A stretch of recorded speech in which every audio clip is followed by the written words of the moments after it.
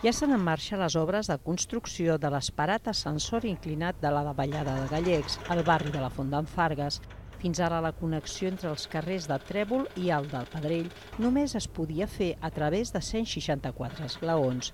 Amb motiu dels treballs, les escales romandran tancades durant 5 mesos.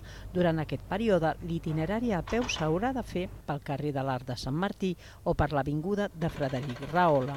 El projecte també s'aprofitarà per renovar les xarxes de serveis i clavegram, instal·lar nou enllumenat i arranjar l'espai verd amb vegetació nova. Les obres, que tenen un pressupost d'1.100.000 euros, es preveu que finalitzin l'agost de l'any vinent. El barri fa temps que hi reivindica una millora en l'accessibilitat d'aquesta zona. S'instal·larà un ascensor inclinat que recorrerà tota la davallada. Això també incidirà en el que és la urbanització de la zona. Hi ha problemes de filtracions